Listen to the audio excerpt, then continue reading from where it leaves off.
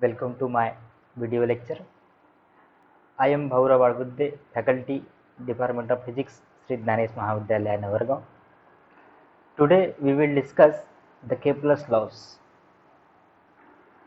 Actually, we have so many questions regarding the solar system, how these planets are revolving around the sun, whether these planets are moving in elliptical or circular orbits, why these planets are continuously moving in the same orbits, or why these planets are not colliding with each other. We have like that. We have so many questions. So, right from the beginning, so many scientists have tried to answer these questions according to their perception. We will discuss one by one. So, uh, the very first model was given by Ptolemy. According to Ptolemy, uh, our Earth is at the center, and other planets are revolving. Uh, in fact, Sun is also revolving around the Earth. That was the model given by Ptolemy, and that model was geocentric model. Geo means Earth. So, this was the model given by the Ptolemy, but this was the not actual case. We all know now. Now, right after the model given by the Ptolemy, Aristotle and Plato also supported his model by saying that yes, Earth is at the center and all the planets are revolving around the Earth. It means they are saying that our Earth is the boss only, but this is not the actual case that you all know. Then after the geocentric model, the first heliocentric model was given by Nicolaus Copernicus. He was the first scientist who given this heliocentric model. According to him, our Earth is not at the center. The Sun is at the center of solar system, and all other planets of solar system are moving round the Sun. Our Earth is not at the center. So, after the heliocentric model given by the Nicolaus Copernicus, uh, Galileo Galilei also supported his heliocentric model, and he also did some observations using telescope, and he supported well the heliocentric model. Then next, see the scientist, that is Tycho Brahe. He also was supporting the heliocentric model given by the Nicolaus Copernicus, and what he did about 25 to 30 years only observations. आकाशामध्ये ज्या काही घटना घडत होत्या, ज्या काही गोष्टी किंवा ज्या काही फिनॉमिनॉज घडत होत्या, ह्या सगळ्या गोष्टी टायको ब्राहेने वयाच्या जवळजवळ 25व्या वर्षापासून त्याच्या मृत्यूपर्यंत ऑब्झर्वेशन्स केले. त्याच्या रीडिंग रूममध्ये इतक्या साऱ्या डायरीज एकत्र झालेल्या होत्या. त्या प्रत्येक डायरीमध्ये त्यांनी एक डाटा कलेक्ट केलेला होता. वेगवेगळ्या फिनॉमिना या 30 ते 25 ते 30 वर्षाच्या टाइम लॅप्समध्ये ज्या ज्या घटना या अवकाशात घडल्या, ज्या ज्या त्याने बघितल्या, या सगळा डाटा त्यांनी कलेक्ट करून ठेवला. त्यानंतर त्यांनी जोहानस केपलरला त्याचा असिस्टंट म्हणून अपॉइंट केलं. आता हा जो कलेक्ट झालेला जो डाटा आहे, जवळजवळ 25 ते 30 वर्षापासून जो कलेक्ट झालेला डाटा आहे, त्याला काहीतरी इंटरप्रेट करण्याची गरज होती.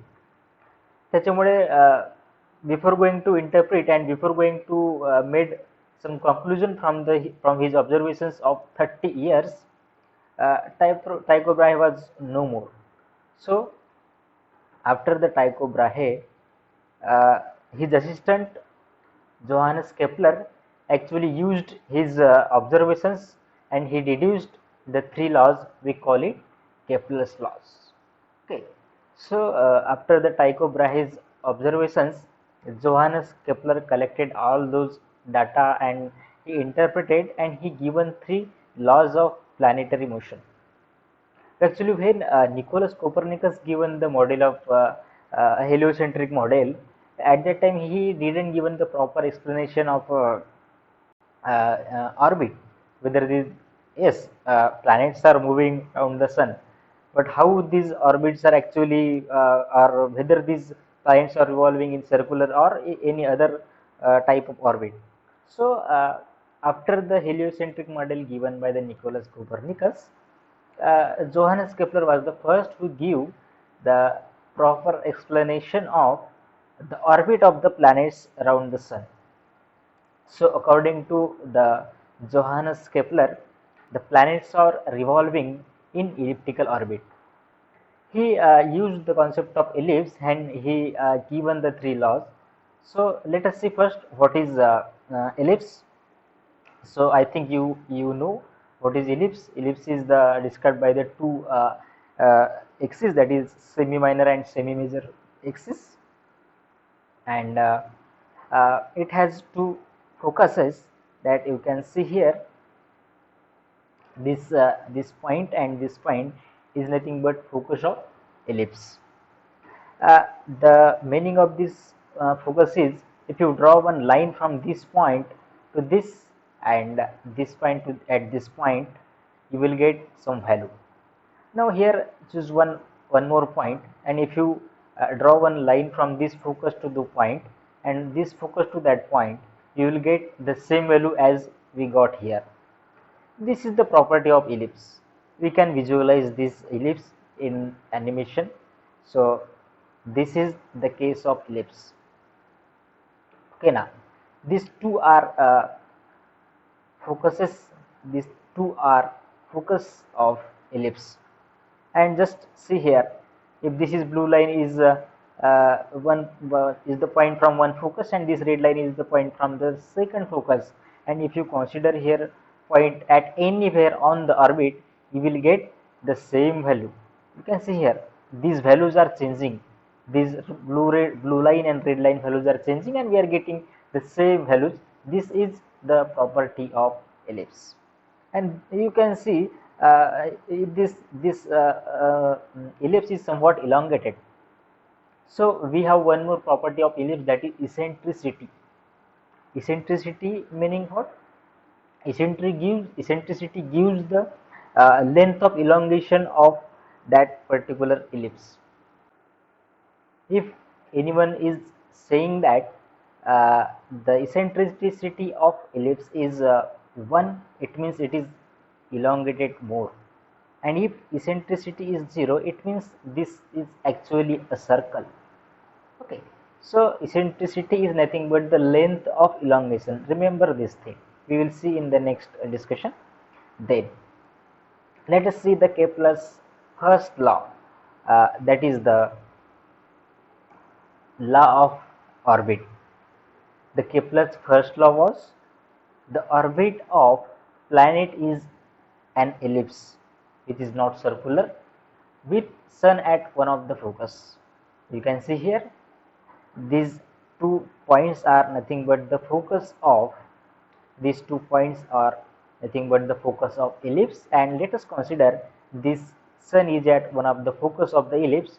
So our the orbit of planet is not an circular, it is actually a ellipse. According to this is the first law, that is law of orbit.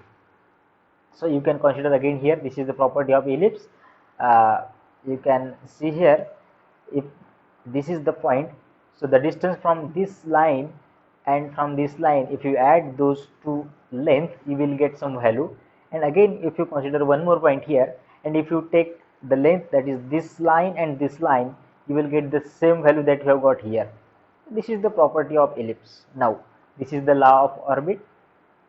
We can visualize this law by this animation. You can see here, just see these two lines R1 and R2 are from two different focuses.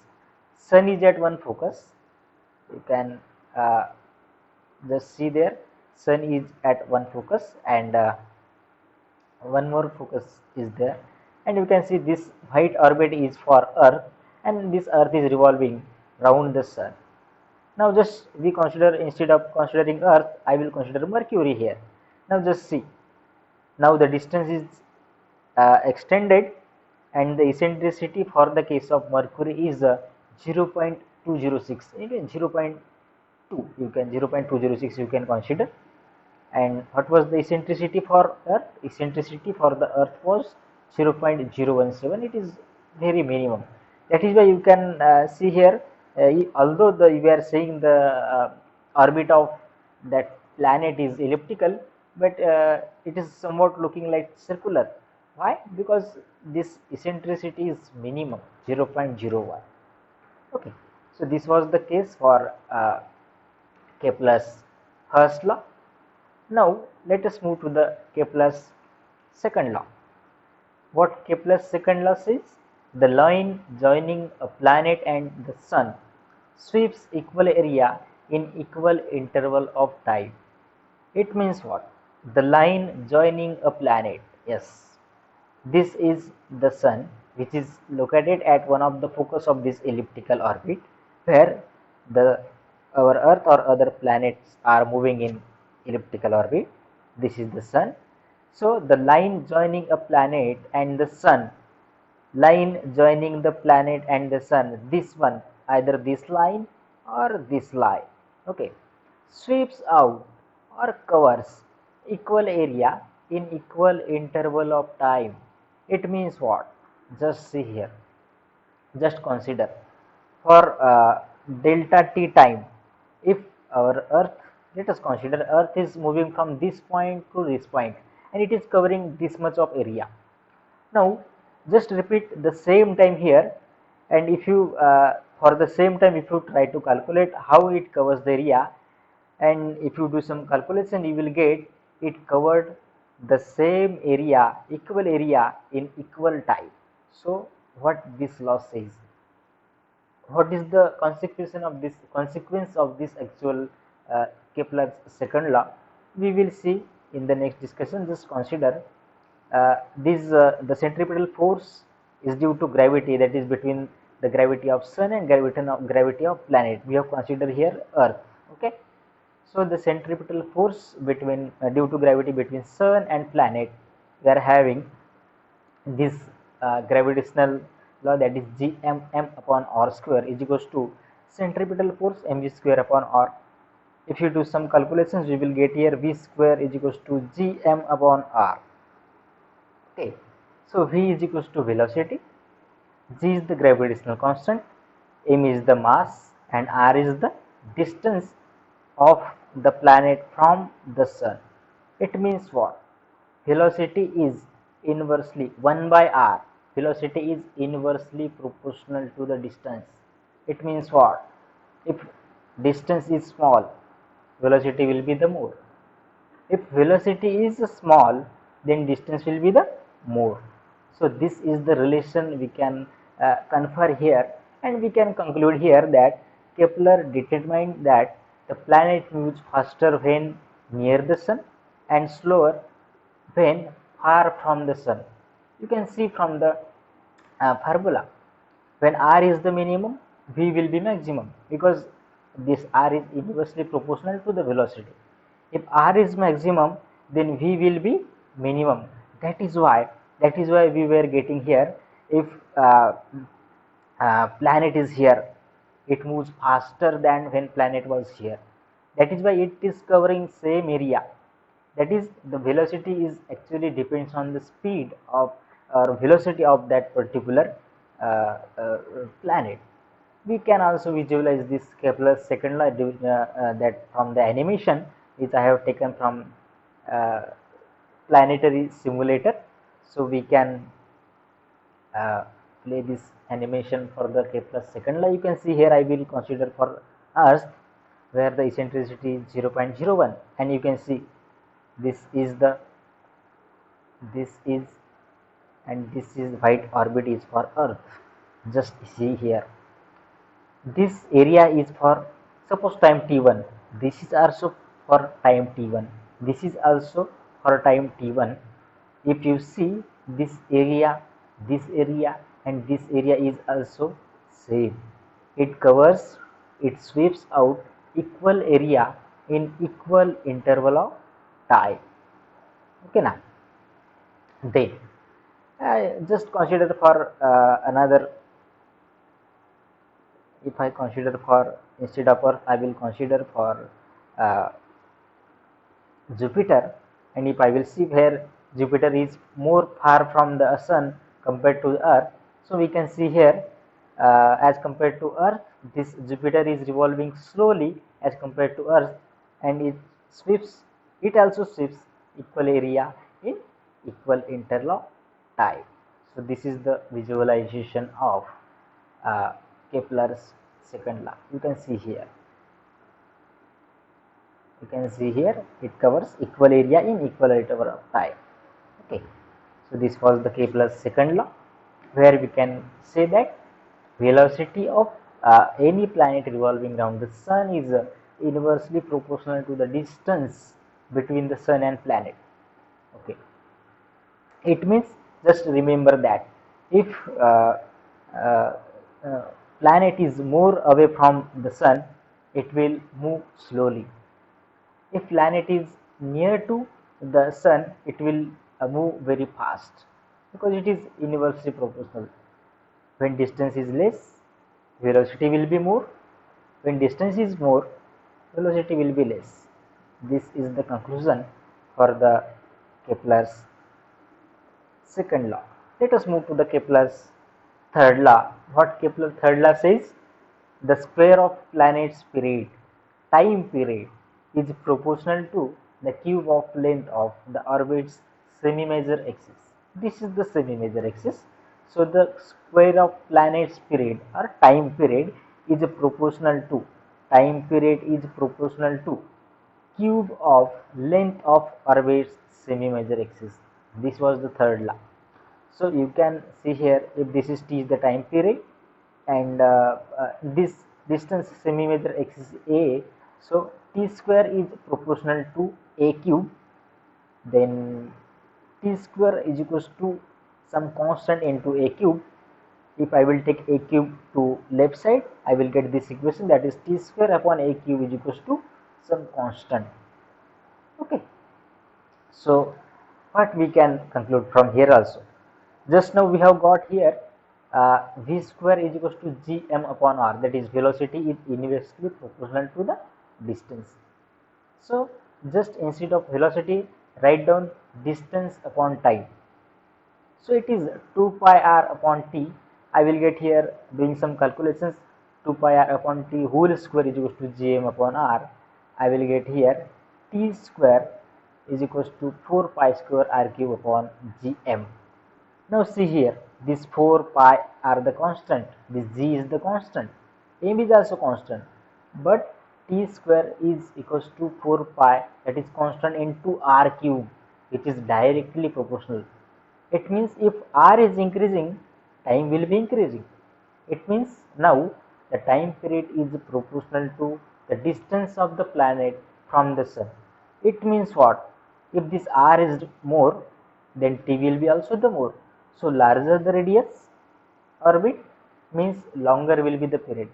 That is why that Jupiter was moving slowly compared to the Earth. It takes more time to cover one orbit around the sun.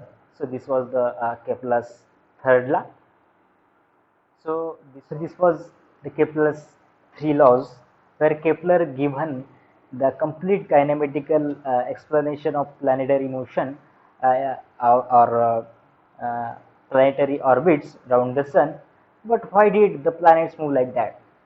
Why can't that planets move apart from each other, or why they doesn't collide to each other? That is the question that I will discuss in the next lecture. But at least try to uh, answer these questions, that is what is the shape of Earth's orbit around the sun, or do the planets orbit the sun at constant speed, or at some different speed, or do all the planets orbit the sun at the same speed? Please try to answer these questions yourself, that you will get definitely from the Kepler's laws. So this was the conclusion of this lecture. Thank you.